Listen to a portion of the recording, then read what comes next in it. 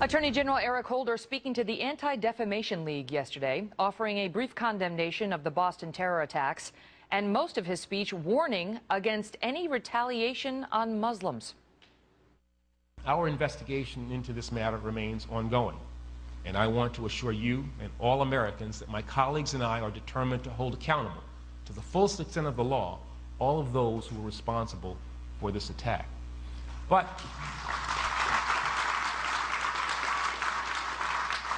I also want to make clear that just as we will pursue relentlessly anyone who would target our people or attempt to terrorize our cities, the Justice Department is firmly committed to protecting innocent people against misguided acts of retaliation.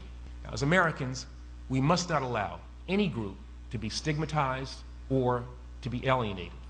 We must not tolerate acts of hatred, and we must reaffirm every day through our actions as well as our approach that justice and public safety are not in tension. They rely upon one another.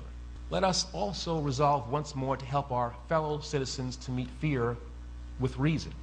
This is how we will honor the victims of the Boston Marathon bombings. Let us strive to confront ignorance with information. This is how we will strengthen the American family. And let us promote understanding, encourage open dialogue, and divert suspicious or prejudiced gazes with outstretched hands. Michelle Malkin is a columnist and a Fox News contributor, so I have the relevant excerpt of the speech in front of me. This is the part where he condemned what happened in Boston and said that they're going to go after the attackers. And this, all the rest of it, is devoted to how he's not going to stand for retaliation against Muslims. Yeah. Your thoughts, Michelle? Well, I wholeheartedly agree with the soundbite you played before the break of Mark Levin just expressing not only disgust but befuddlement at the warped priorities, not only of Eric Holder, but this entire administration. And in the soundbite that you just played, you saw how quickly the butt came after his supposedly resolved statement about going after those who are responsible for those heinous jihadi crimes in Boston. We've seen this behavior from Eric Holder before, the pandering to the politically correct grievance mob. I went back and I had noted these same kind of speeches after the jihadi attack in Little Rock, Arkansas, that people have forgotten about in 2009. What is the first instinct of the Justice Department after that event? No, not to name jihad, Islamic jihad, as the enemy and threat to public safety in America, but no.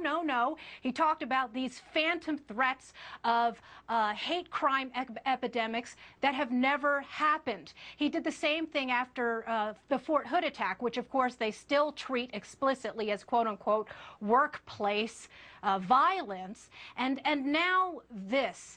It really, of course, goes against the whole idea after the Boston Marathon bombings that they paid lip service to, of telling people to say something if they see something. You know, that's the big lie, of course, of so much of the progressive left, is they don't want you to say anything about these Islamic jihadi threats, if it even can be remotely construed as a quote-unquote hate crime or Islamophobic or racist or whatever. Well, no one wants to see any retribution against Muslims, but as far as I can tell, Michelle, that hasn't been some dominant theme of the past 2 weeks since the Boston Marathon bombers. Of course, you're going to have some talk on some far crazy websites of that kind of thing, but if there was some epidemic of retaliation against Muslims in the wake of what we saw 2 weeks ago, okay, but there hasn't been. And so Levin's point was he seems to be drawing some moral equivalence between terrorist attacks on our country